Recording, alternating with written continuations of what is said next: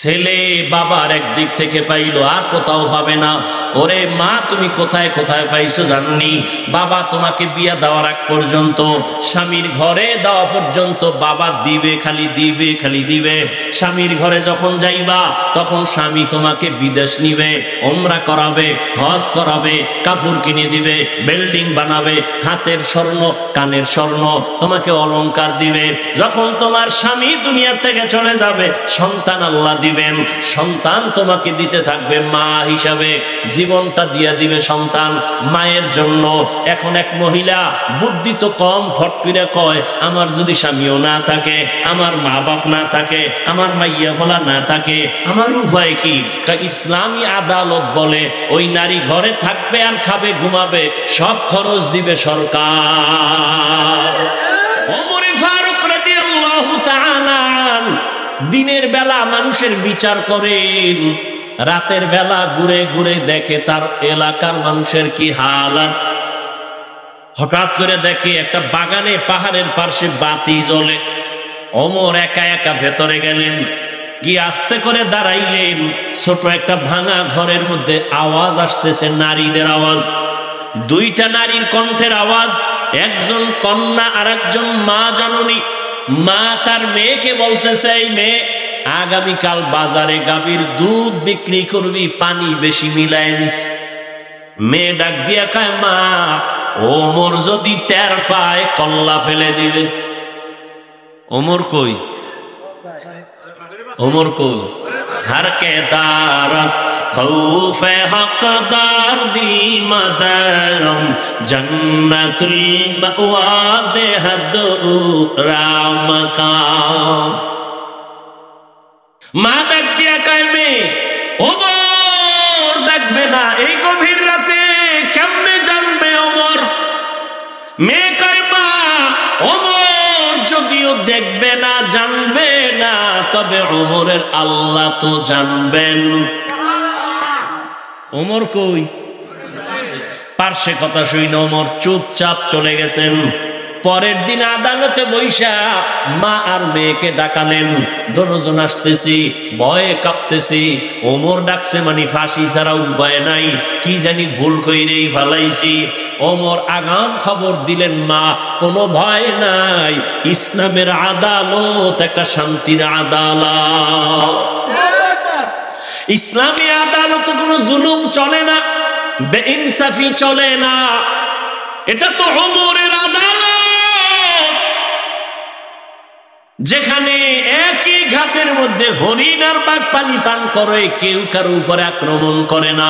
এটা তো ওমরের আদালত, এখানে কোনো বেইনসাফি হবে না। ওমর আদালতে বসে আছেন, একজন মহিলা সামনে এসে দাঁড়ায় গেছে আদালতে। মহিলা ওপেন বলতেছে, খলিফাতুল মুসলিমিন, আপনার আদালতের শরণাপন্ন হলাম। কেন? আমি এক অপরাধী। বলে, কি অপরাধ? বলে, আমি জিনা করেছি, জিনার কারণে আমার পেটে একটা অবৈধ বাচ্চা। আমার বিচার করেন, আমি দুনিয়ার বিচার মেনে নেই, আখেরাতে জাহান্নামের আযাব সইতে পারবো না। ওমর কথার আগে তরবারি কাজ, জল্লাদ রেডি নি রেডি, তরবারি রেডি কর। মহিলা জিনা করেছে, নিজেই স্বীকারোক্তি দিল, তাকে কল্লা ফেলে দাও। ওমরের ডান পাশে আলী বসা। কে সে আলী? 7 বছর তখন আলীর বয়স। ওই বয়সে হযরত আলী নবীর হাতে হাত লাগায় কালেমা পড়ে ফেললেন। 7 বছরের আলী। কয় বছর? 7 বছর। কেউ বলেন 11, কেউ বলেন 12। 7 থেকে 12-র মাঝখানে আলী নবীর হাতে কালেমা পড়িয়া এমন ভাবে মুসলমান। এতদিন ছিলেন চাচাতো ভাই, এখন সাহাবী। কিছুদিন পরে আলী হবেন নবীর জামাতা। রহমতের নবী আলীর জন্য কলিজা খুলে দোয়া করলেন, আনা দারুল হিকমা ওয়া আলীউন বাবুহা। আমি মুহাম্মদ আল্লাহর দেওয়া ইলম ও হিকমতের ঘর, আর এই ইলম ও জ্ঞানের ভান্ডারের ঘরের দরওয়াজা আমার আলী। নবীর দোয়া লাইয়া গেছে। আলী বসা ওমরের পাশে, দেখে বেতাল ওমর এখনই তরবারি নিয়ে পাঠাবে মহিলার কল্লা ফানানোর জন্য।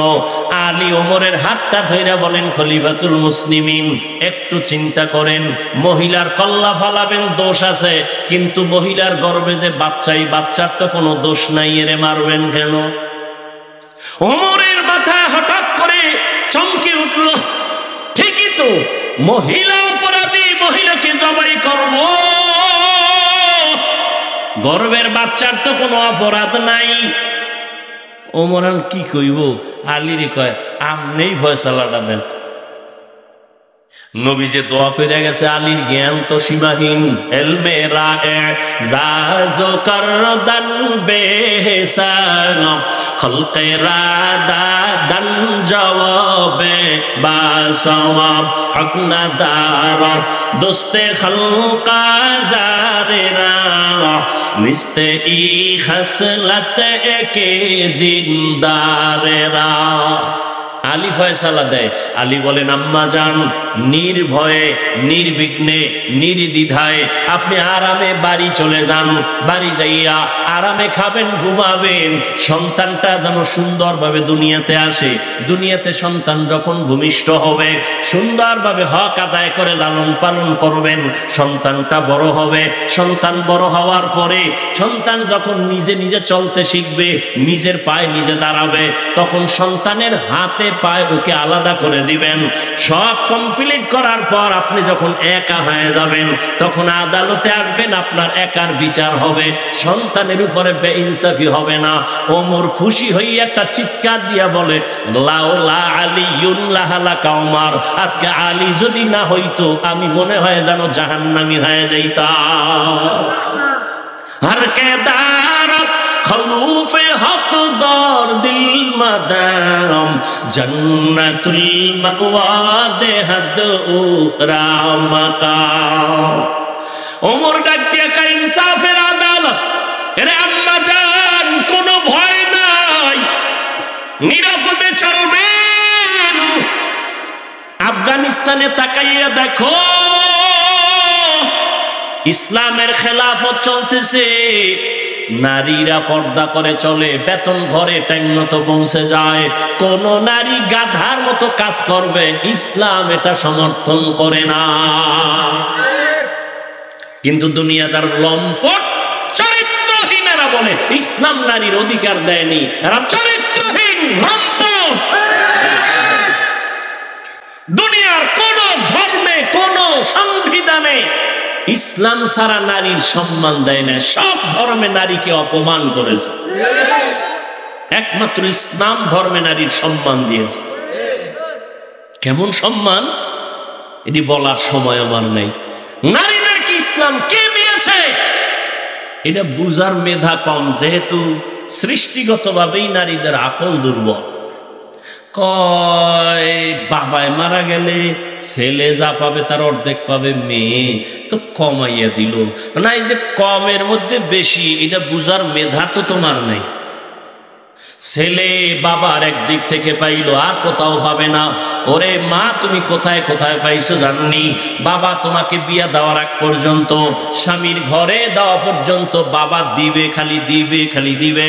স্বামীর ঘরে যখন যাইবা, তখন স্বামী তোমাকে বিদেশ নিবে, ওমরা করাবে, হজ করাবে, কাপড় কিনে দিবে, বিল্ডিং বানাবে, হাতের স্বর্ণ কানের স্বর্ণ তোমাকে অলংকার দিবে। যখন তোমার স্বামী দুনিয়া থেকে চলে যাবে, সন্তান আল্লাহ দিবেন, সন্তান তোমাকে দিতে থাকবে মা হিসাবে, জীবনটা দিয়ে দিবে সন্তান মায়ের জন্য। এখন এক মহিলা বুদ্ধি তো কম, ফট করে কয়, আমার যদি স্বামীও না থাকে, আমার মা বাপ না থাকে, আমার মাইয়া ভোলা না থাকে, আমার উপায় কি? ইসলামী আদালত বলে ওই নারী ঘরে থাকবে আর খাবে, ঘুমাবে, সব খরচ দিবে সরকার। এজন্য ইসলাম ছাড়া নারীর সম্মান অধিকার কেউ দেয়নি। যারা বলে ইসলাম দেয় না, ওরা ইসলামের দুশ্মন, ওরা নারীর দুশ্মন। ওরা চায় নারীকে রাস্তায় নামাইয়া ভোগের সামগ্রী বানাবে। এই জন্য দেখেন না, বিলবোর্ডে লেখে তোমাকেই খুঁজছি, লেখে না তোমাকেই খুঁজছি, পর্দা ছাড়ো। আল্লাহ হেদায়াত না দিলে উপায় কই, যে একটু আগে শুরুর থেকেই তো বলে আসতেছি, কপাল ফিরে গেলে আবু জাহিল্লার কালেমা নাই, আর কপাল খুললে ওমর নবীরে জবাই করতে এসেও কালেমা বলে। সেই ওমর এখন কত দামি। মাকে ডাক দিয়ে কয়, মা আপনার কপাল ভালো। কেন? এমন একটা মেয়ে আপনি পাইছেন যার কলিজার মধ্যে তাকওয়ার চারণ ভূমি, এতটা আল্লাহর ভয়, দুধের মধ্যে পানি মিশাবার হুকুমটা মানে নাই। আপনার কপাল বড় ধন্য। আজ আমি আপনাকে পুরস্কার দিতে চাই। মা খুশি না বেজা? ওমর, কি পুরস্কার দিব? আমার হাত দিয়া দেওয়ার কোনো কিছু আমি দেখি না। তবে আপনি যদি খুশি হইয়া বলেন, আপনার এই সুন্দরী রূপসী মেয়েটা, তাকওয়াওয়ালা মেয়েটাকে আমি ওমরের ছেলের ঘরে বিবাহের বন্ধনে নিতে চাই। মা কয়েক থেকে আর পুরস্কার দুনিয়াতে আর কি? আলহামদুলিল্লাহ। ওমর ওই মেয়েটাকে নিজের ছেলের জন্য নিয়ে বিয়ে ঢুকায় দিলেন বিবাহের বন্ধনে। আর সেই মেয়ের গর্বের ধারায় চলে আসছে আর একটা ফুটন্ত আকাশের চাঁদ, ওমর ইবনে আব্দুল আজিজ। हर के दारत खौफे हक़दार दिल मदहम जन्नतुल मअवा देहद ओ रा मकाम।